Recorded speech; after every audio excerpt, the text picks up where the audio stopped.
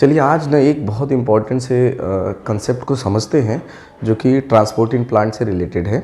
बहुत इम्पोर्टेंट है, बहुत ही लॉजिकल तरीके से मैं तुम्हें बताऊंगा कि अगर एक डिफिनीसन आपको पता हो तो कैसे दूसरे डिफिनीसन को आप डिराइव कर सकते हो।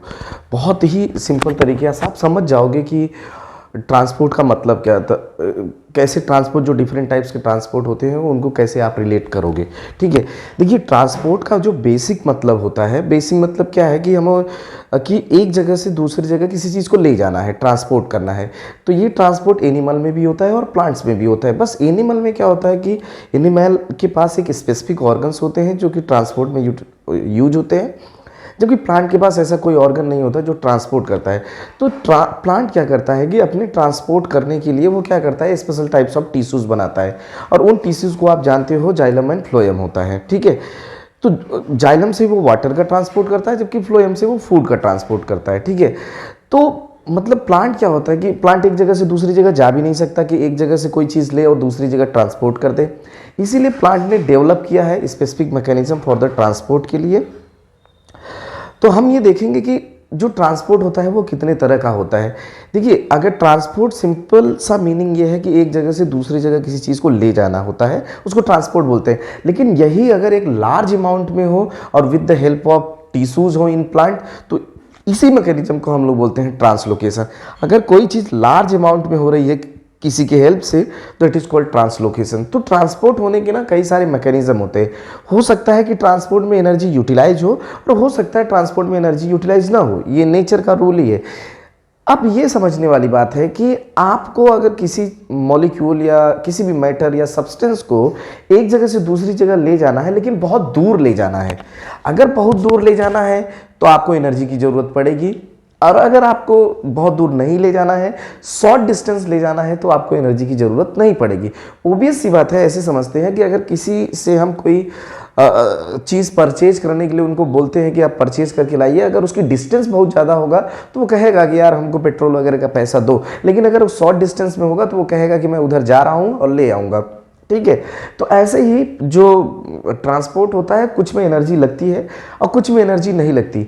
जिन चीज़ों में एनर्जी लगती है वो उनको एक्टिव ट्रांसपोर्ट बोलते हैं, और जिसमें एनर्जी नहीं लगती वो कैसे होते हैं, पैसिव ट्रांसपोर्ट होते हैं। जिसमें एनर्जी नहीं लगती वो पैसिव है और जिसमें एनर्जी लगती है वो एक्टिव है। एक और चीज़ होता है जिसका नाम है, जो हम आज पढ़ेंगे, हम पढ़ेंगे उसको ट्रांसपोर्ट को ना, ट्रांसपोर्ट इन प्लांट। एक और बात है इसमें, ठीक है कि नहीं। तो ट्रांसपोर्ट का बेसिक मतलब मैंने तुम्हें बता ही दिया कि एक जगह से किसी दूसरी जगह चीज़ों को ले जाना होता है। अगर आप बहुत लॉन्ग डिस्टेंस ट्रांसपोर्ट कर रहे हैं तो उसको एनर्जी की ज़रूरत पड़ेगी, और अगर शॉर्ट डिस्टेंस ट्रांसपोर्ट है तो एनर्जी की ज़रूरत नहीं पड़ेगी। एक और होता है, एक होता है कंसंट्रेशन ग्रेडियंट। ये बहुत ही अंडरस्टैंडिंग वाला मैटर है ये ग्रेडियंट।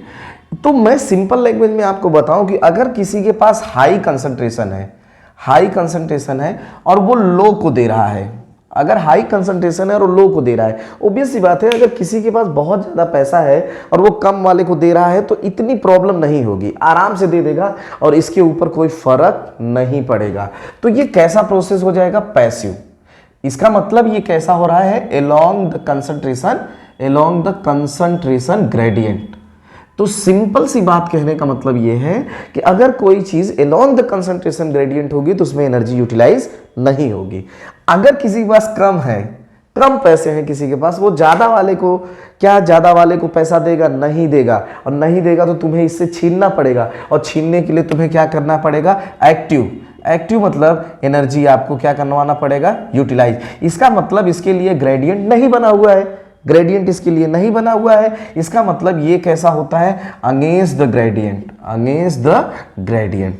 अब जैसे एक बात मैं तुम्हें बताता हूं, मान लीजिए सेल के अंदर कोई चीज पहले से ज्यादा अमाउंट में है, ठीक है, और अगर हम ज्यादा से कम की तरफ ले आएंगे तो कोई दिक्कत नहीं होगा, वो आराम से दे देगा। लेकिन अगर ज्यादा है या किसी भी मॉलिक्यूल को सेल अंदर नहीं जाने दे रही, सेल की मेम्ब्रेन अंदर नहीं जाने दे रही है, पैसिवली वो नहीं जा सकता है। इसका मतलब हो गया कि उसको हमको एक्टिवली ले जाना पड़ेगा।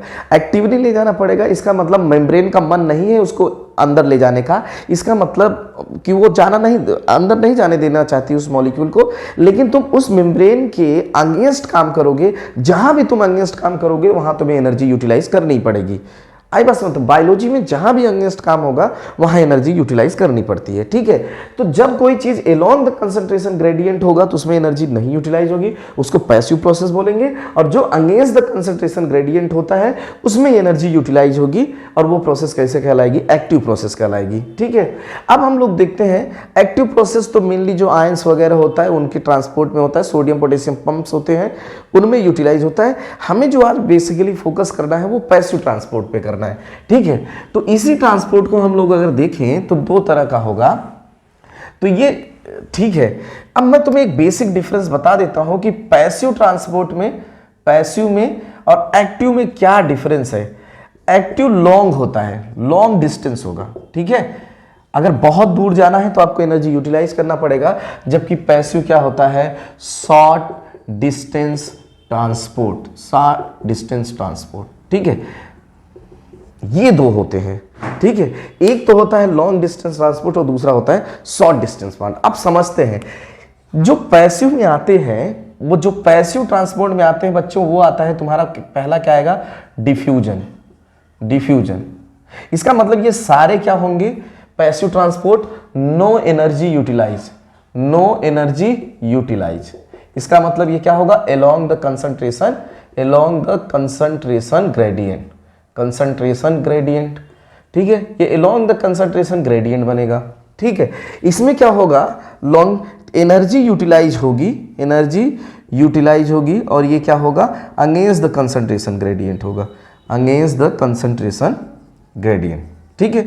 अब इसके लिए अगर हम देखें तो ट्रांसपोर्ट ऑफ आयंस होगा, ट्रांसपोर्ट ऑफ आयंस होगा, ठीक है। और क्या? सोडियम पोटेशियम पंप्स होते हैं जिनमें एनर्जी यूटिलाइज होता है। आयंस को बेसिकली एब्जॉर्ब करने के लिए आपको एनर्जी की जरूरत पड़ती है, या कोई भी मॉलिक्यूल जो नहीं जाएगा।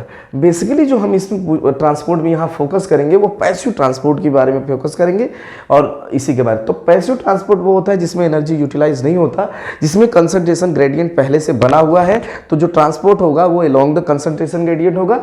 जबकि एक्टिव ट्रांसपोर्ट में लॉन्ग डिस्टेंस, ये शॉर्ट डिस्टेंस ट्रांसपोर्ट होगा, ये लॉन्ग डिस्टेंस ट्रांसपोर्ट होगा, और ये अगेंस्ट द कंसंट्रेशन ग्रेडियंट होगा जिसमें एनर्जी यूटिलाइज होगी, ठीक है। मैंने तुमको पहले ही बताया कि अगर थोड़ी सी दूर जाना है तो उसमें कोई एनर्जी यूटिलाइज नहीं होगी, लेकिन लॉन्ग डिस्टेंस ट्रांसपोर्ट करना है तो एनर्जी यूटिलाइज होगी, ठीक है। अब इसी कंसेप्ट को हम लगाते हैं और आगे देखते हैं। बहुत सिंपल तरीके से हम इसको देख लेंगे। देखो, अब हमको जो पढ़ना है वो पढ़ना है, क्या पढ़ना है? पैसिव ट्रांसपोर्ट के बारे में। पैसिव ट्रांसपोर्ट, ठीक है, पैसिव ट्रांसपोर्ट। और अब इसमें देखते हैं कि कौन है। इसमें देख तो बच्चों आएगा पहला डिफ्यूजन। आप एक बात समझ लीजिए, ठीक, ये क्या होगा?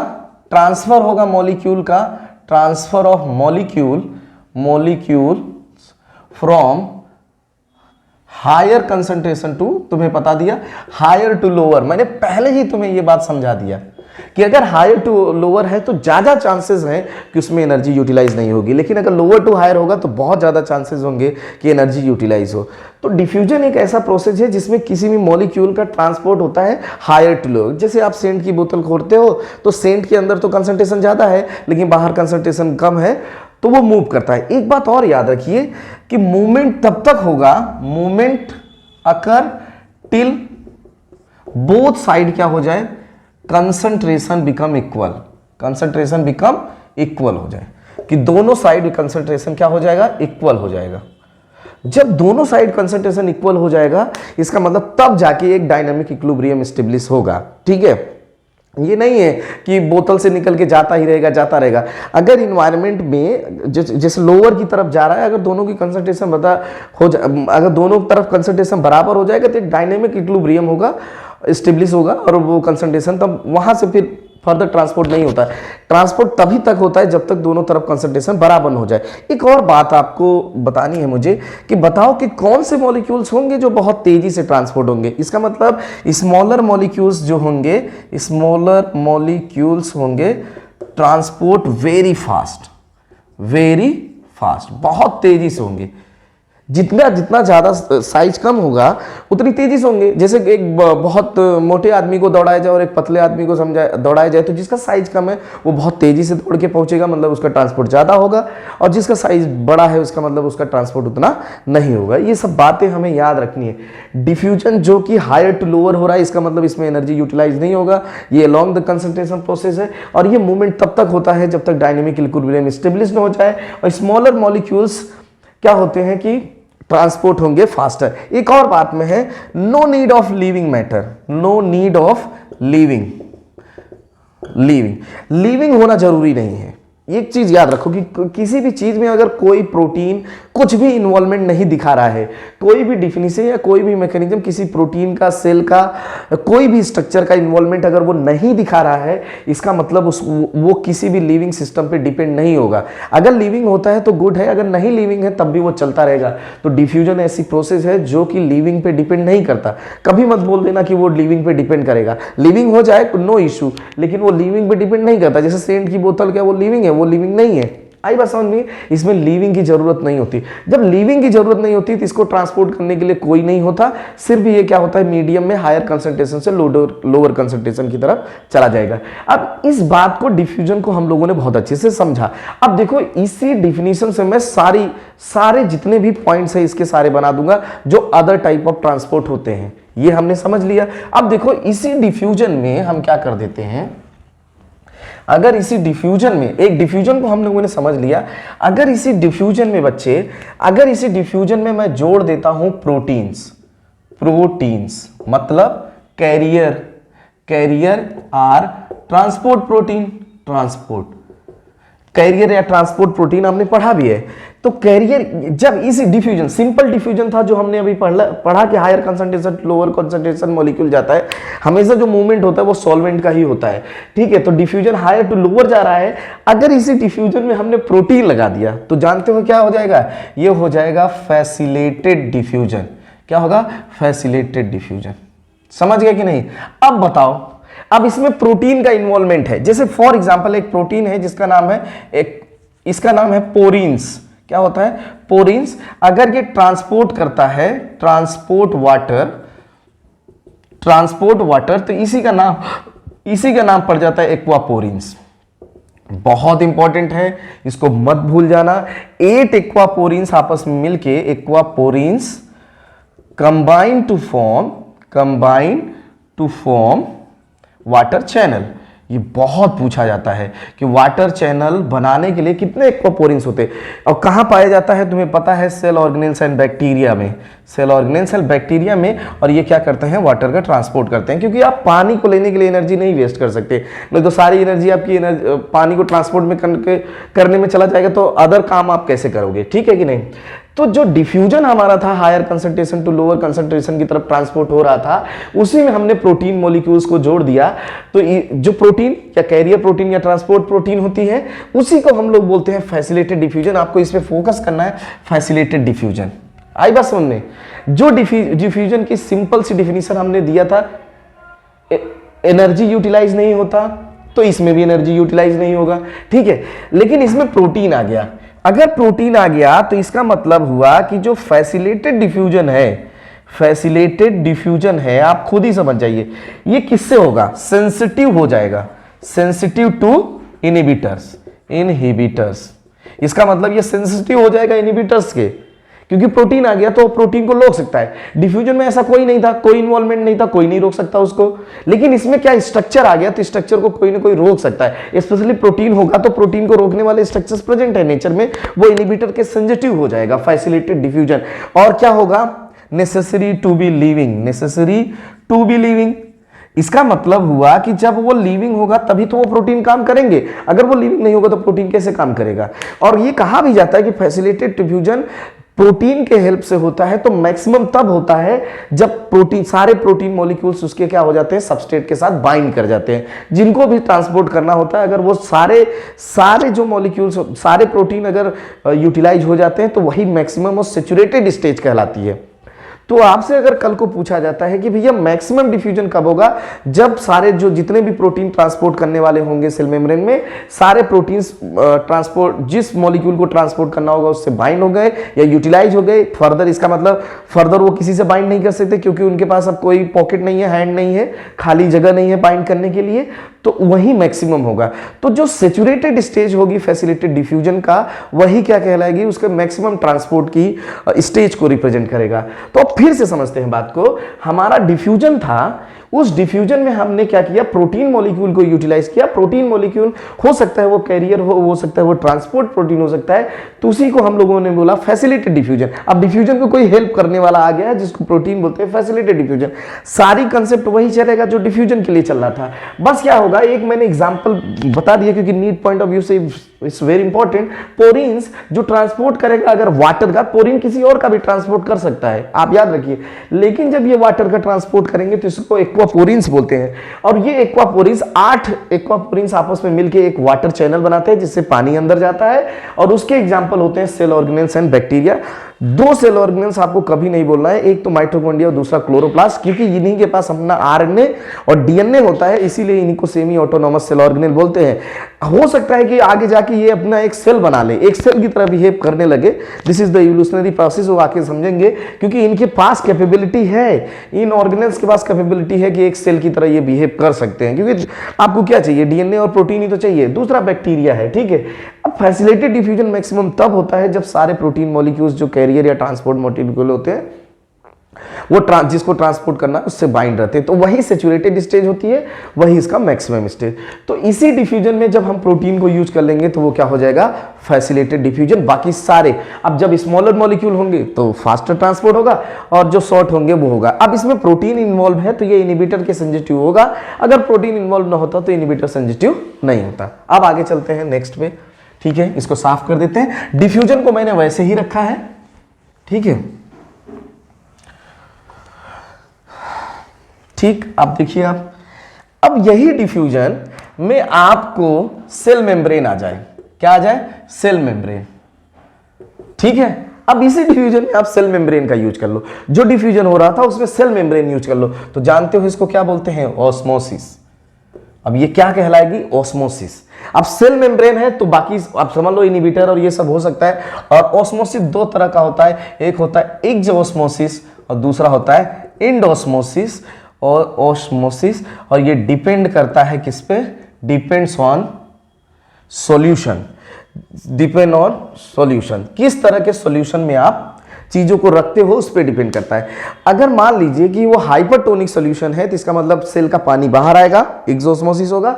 अगर हाइपोटोनिक सॉल्यूशन है तो पानी अंदर जाएगा, उसको हम बोलते हैं क्या, एंडोस्मोसिस बोलते हैं। एक और बात बता देता हूं, जब एक सेल है, सेल में जब पानी अंदर जाता है, ये सेल मेम्ब्रेन है, ये सेल मेम्ब्रेन है, तो जब पानी अंदर जाता है तो इसको बोलते हैं एंडोस्मोसिस, एंडोस्मोसिस। बहुत अच्छी बात आपको बता रहा हूं।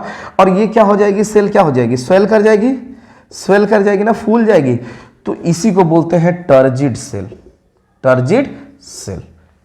फूली जो भरी हो, वो सेल जो पूरी वाटर से भरी होती है उसी को हम लोग बोलते हैं टर्जिड सेल। और जो प्रेशर ये लगाता है उसी को बोलते हैं टर्गर प्रेशर।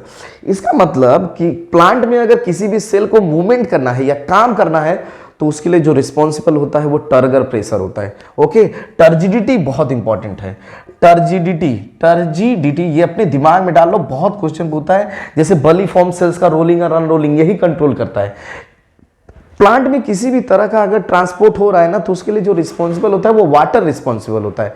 वाटर ही एक जगह से दूसरे दोनों मॉलिक्यूल्स को ले जाता है, तो वाटर बहुत इंपॉर्टेंट। जैसे एनिमल में ब्लड है वैसे ही प्लांट में वाटर है। वाटर ही एक जगह से दूसरे जगह, स्टोमेटा को ओपन होना है, बली फॉर्म्स की रोलिंग अनरोलिंग जो लीफ का करना है, मोनोकॉट्स में seismonastic movement, touch me not, सब पानी की वजह से होगा। आंख बंद करके तुम मार देना। और जो पानी जब सेल के अंदर जाता है तो वो क्या सेल हो जाती है, टर्जिडिटी। टर्जिडिटी का मतलब सेल क्या हो जाएगी, सेल बिकम फंक्शनल, और फंक्शनल हो जाती है। जैसे स्टोमेटा क्या होगा, स्टोमेटा में जब पानी भरेगा तो स्टोमेटा खुल जाएगा, और वही पानी जब निकल आएगा तो वो क्या हो जाएगा, फ्लैसिड हो जाएगा, तो काम करना बंद कर देगा। जब आपको एक्सपेंड करना है सेल को तो आपको सेल में पानी लाना पड़ेगा, वो टर्जिडिटी। इवन आपको बता दूं कि फ्लोएम में जो फूड का ट्रांसपोर्ट होता है दैट इज कॉल्ड सुक्रोज, वो भी पानी की वजह से होता है। जो मिनरल का ट्रांसपोर्ट होता है ट्रांसपायरेशन के थ्रू, वो भी पानी होता है। तो जैसे हमारा ब्लड होता है एनिमल में, वैसे ही प्लांट में वाटर है। अब हम देख लेते हैं कि उसी डिफ्यूजन में जब हमने प्रोटीन लगाया था तो फैसिलिटेड डिफ्यूजन हो गया था, और अब उसी सेल मेम्ब्रेन लगा रहे हैं तो वो क्या हो गया, ऑस्मोसिस। सिंपल सी बात है। इसलिए कहा जाता है कि जो फ्रेश वाटर के एनिमल्स होते हैं वो क्या करते हैं कि मैराइन में सर्वाइव नहीं करते, और मैराइन फ्रेश वाटर में नहीं करते क्योंकि वो अपने ऑस्मो रेगुलेशन को मेंटेन नहीं कर पाते। अगर उसमें ऑस्मोसिस मेंटेन हो जाती तो वो सर्वाइव कर जाते। ऑस्मोसिस डिपेंड करता है कि जो तुम्हारे सराउंडिंग का माहौल है, जो सराउंडिंग का जैसा ही माहौल होगा उस तरह का बिहेव करेगा। आपको अगर नेट मूवमेंट जीरो करना है तो आपका सोल्यूशन कैसा होना चाहिए, आइसोटोनिक होना चाहिए। उसकी बात हम अलग से करेंगे। तो ऑस्मोसिस का मतलब है पानी सेल के अंदर आना या जाना, सेल मेम्ब्रेन के थ्रू आना या जाना कहलाता है क्या, ऑस्मोसिस। तो अगर डिफ्यूजन में हम सेल मेम्ब्रेन लगा देते हैं तो वो क्या कहलाता है, ऑस्मोसिस। ओके, और ये बहुत इंपॉर्टेंट है। और जब सेल में पानी भर जाता है तो उसी सेल को बोलते हैं टर्जिड सेल, और वो सेल उसका साइज क्या हो जाता है, एक्सपैंड हो जाता है। और सेल का साइज अगर एक्सपैंड ना हो तो वो क्या होता है, फ्लैसिड सेल होता है। ये टर्गर प्रेशर, इसका बहुत अच्छा कंसेप्ट है। वो कंसेप्ट मैं तुम लोगों को बताऊंगा, जो आप बहुत ही सिंपल ढंग से उसको सॉल्व कर लेंगे। बहुत लोगों की बहुत सारी प्रॉब्लम है और वो मैं बता दूंगा तुम लोगों को। अब नेक्स्ट चलते हैं, नेक्स्ट के ऊपर। नेक्स्ट देखते हैं कि क्या कहता है कि किस तरह के लॉजिक। एक डिफ्यूजन को मैंने देखा है जो बेसिक मैकेनिज्म, आप बहुत अच्छे से चीजों को समझेंगे तो बेसिक मैकेनिज्म सेम है। अब आपको यहीं पे डिफ्यूजन में लगाओ, सॉलिड लगा दो या कोलॉइडल सॉल्यूशन लगा दो। कोलॉइडल सॉल्यूशन आपको याद आ रहा होगा, तो ये बच्चों हो जाता है इम्बिबेशन जिसको बोलते हैं, बहुत इंपॉर्टेंट है। ये बहुत लोगों को कंफ्यूज होता है। तो जब ये इम्बाइबेशन होता है तो पहले क्या होता है, एडजॉर्प्शन होता है। एडजॉर्प्शन मतलब इस सेल के सरफेस पे पानी ऐसे एडजॉर्ब हो जाता है, अंदर नहीं जाता। उसके बाद क्या होता है, एब्जॉर्प्शन। तो याद रखना, कोई भी सॉलिड पानी को एब्जॉर्ब कर रहा है या कोलॉइडल सॉल्यूशन जिसका प्रोटोप्लान सेमी सॉलिड हो गया है वो एब्जॉर्ब कर रहा है तो वो इम्बाइबेशन है, वो ऑस्मोसिस नहीं है, वो डिफ्यूजन नहीं है, वो फैसिलिटेड डिफ्यूजन नहीं है, वो क्या हो जाएगा, ऑस्मोसिस हो जाएगा। इस बात को याद रखना। जैसे स्वेलिंग ऑफ ग्राम, चने का फूलना हो गया, ग्राम, किशमिश। जो बेस्ट एग्जांपल है वो क्या होता है, breaking of rocks by using wood and water. क्या होता है कि पहले के टाइम में क्या होता था, रॉक को तोड़ने के लिए कोई इंस्ट्रूमेंट तो था नहीं, तो क्या कहते हैं, रॉक के पोर में एक लकड़ी डाल दी जाती थी, फिर वो क्या होता है कि उसको पानी दिया जाता था। तो जब पानी दिया जाता था, इम्बाइबेशन के इफेक्ट से वो पानी को एब्जॉर्ब करता था और इतना प्रेशर लगाता था कि 1 एटमॉस्फेरिक प्रेशर से कहीं ज्यादा लगाता था, 5 से 10 एटमॉस्फेरिक प्रेशर हो जाता था। एटमॉस्फेरिक प्रेशर वो होता है जो चीजों को मेंटेन करता है, तो 1 एटमॉस्फेरिक प्रेशर है, उससे बहुत ज्यादा लगाता था। तो जब लकड़ी में प्रेशर बहुत ज्यादा हो जाता था तो रॉक क्या हो जाता था, टूट जाता था। तो पुराने टाइम में रॉक को तोड़ने के लिए इसका यूज किया जाता था, दैट इज कॉल्ड इम्बाइबेशन। ठीक है, इसी डिफ्यूजन में जब सॉलिड या कोलॉइडल सॉल्यूशन लगा देते हैं तो इसी प्रोसेस को बोलते हैं इम्बाइबेशन। इसमें पहले एडजॉर्प्शन होता है और फिर जाके क्या होता है, एब्जॉर्प्शन होता है। इसीलिए बच्चों ये टाइम लेता है। इसीलिए अब चने को एक दिन पहले, मतलब एक रात में भिगोते हो तब जाके फूलता है, क्योंकि पहले इसमें एडजॉर्प्शन होता है फिर एब्जॉर्प्शन होता है, इसलिए इसमें टाइम लगता है। ये भी बात आपको बता दूं कि ये टाइम कंज्यूमिंग होता है, ये बहुत तेजी से नहीं होता। बाकी प्रोसेस तो बहुत फास्ट होते हैं लेकिन इम्बाइबेशन फास्ट नहीं होता। मैं एक बार और आपको समराइज कर देता हूं इसको लेके, ठीक है, तो आपको समझ में आ जाएगा। और ये बहुत दूर तक ट्रांसपोर्ट नहीं हो रहा है जो कि आप बोलोगे, बस वहीं आसपास हो रहा है। तो अगर हम बीच में इसको लिखें डिफ्यूजन, अगर इसको बीच में हम लिख दे डिफ्यूजन, जो सिंपल प्रोसेस है, इसको डिफ्यूजन को हम जोड़ देते हैं किससे, प्रोटीन के साथ। अगर हम प्रोटीन्स के साथ इसको जोड़ देते हैं तो ये बन जाएगा फैसिलिटेटेड डिफ्यूजन बोलेंगे। अगर इसको सेल मेम्ब्रेन के साथ जोड़ देते हैं, सेल मेम्ब्रेन के साथ जोड़ेंगे तो बच्चों सिंपली इसको बोलते हैं ऑस्मोसिस। आई बात समझ में? अगर हम इसको जोड़ देते हैं किसके साथ, सॉलिड के साथ जोड़ देते हैं, तो यही कहलाता है क्या, इम्बिबेशन। ठीक है, इम्बिबेशन बोलते हैं, सिंपल सी बात है। आई बात समझ में? एक और शॉर्ट डिस्टेंस ट्रांसपोर्ट का एग्जांपल है, शॉर्ट डिस्टेंस ट्रांसपोर्ट, जानते होंगे आप लोग, शॉर्ट डिस्टेंस ट्रांसपोर्ट। ये सारी बातें हमारी क्लियर हो गई हैं। शॉर्ट डिस्टेंस ट्रांसपोर्ट में और आता है, that is called guttation and cytoplasmic streaming. बहुत इंपॉर्टेंट है, साइटोप्लाज्मिक स्ट्रीमिंग। ठीक है, ये भी शॉर्ट डिस्टेंस ट्रांसपोर्ट में आता है, जिसमें से गटेशन तो बहुत इंपॉर्टेंट है। इसको हाइड्रीला की लीफ में बहुत आसानी से आप देख सकते हो कि उसका साइटोप्लाज्म घूमता रहता है और घूमता रहता है साइटोप्लाज्म को डिस्ट्रीब्यूट करने के लिए। Guttation is the very important phenomena. मैं आपको बता देता हूं इस गटेशन के बारे में, क्योंकि नीट ने अभी 1-2 साल पहले इस पे क्वेश्चन पूछा था गटेशन के बारे में और पूरा एक्सप्लेन किया था, तो मैं भी तुम्हें गटेशन के बारे में एक्सप्लेन कर दे रहा हूं बहुत अच्छे से।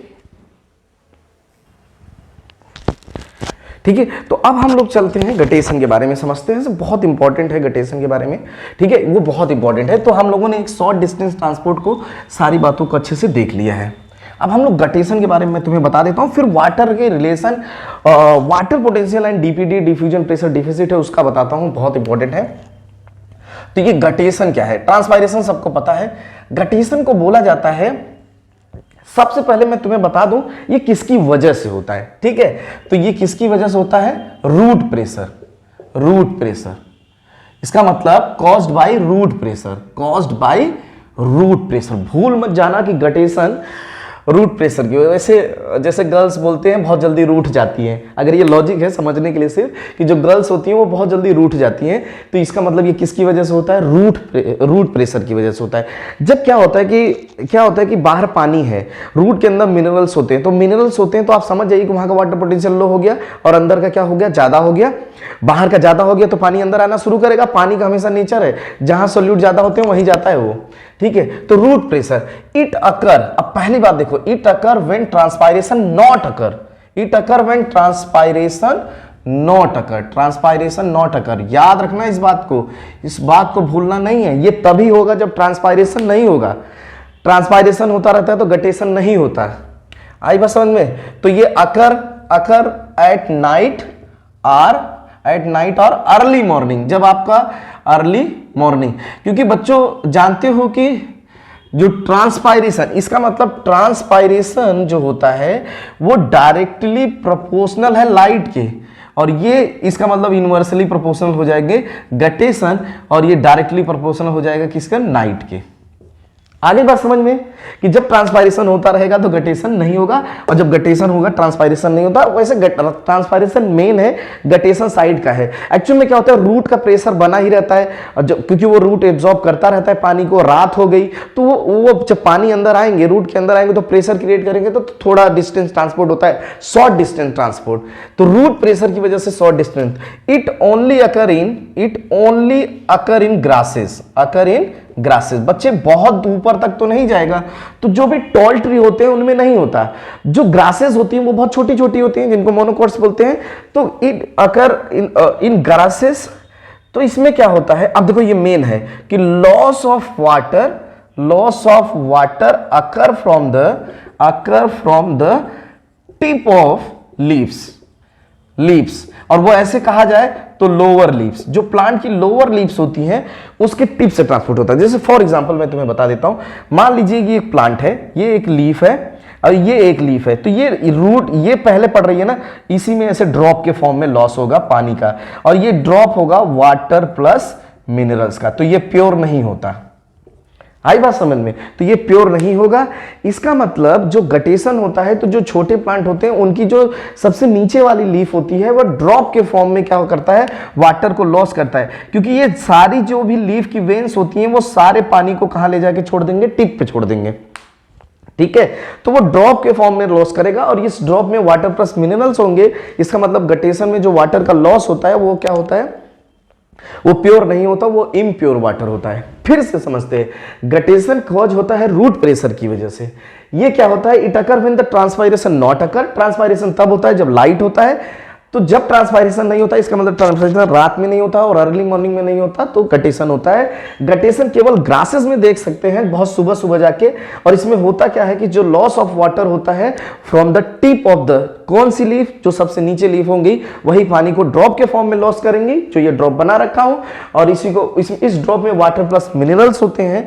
इसी प्रोसेस को हम लोग को बोलते हैं गटेशन। अब एक और इंपॉर्टेंट फिनोमेना है, तो ये शॉर्ट डिस्टेंस ट्रांसपोर्ट है, क्योंकि बहुत दूर तक पानी नहीं जाता। अगर बहुत दूर तक पानी जाता तो प्लांट कभी भी ट्रांसपायरेशन नहीं करता। बहुत शॉर्ट डिस्टेंस ट्रांसपोर्ट होता है, इसलिए प्लांट्स को, जो हायर प्लांट्स होते हैं, जो बहुत लंबे प्लांट होते हैं, उनको ट्रांसपायरेशन करना है। अब इसमें एक बहुत इंपॉर्टेंट बात है जो हमें समझनी है, वो कौन सी है? The tissue involve in guttation. ये भी बहुत अच्छा क्वेश्चन है। Tissue involve in guttation, tissue involve बहुत इंपॉर्टेंट है, बहुत सारे लोगों को पता भी होगा। Involve, that is called hydathodes. याद रखना इस बात को।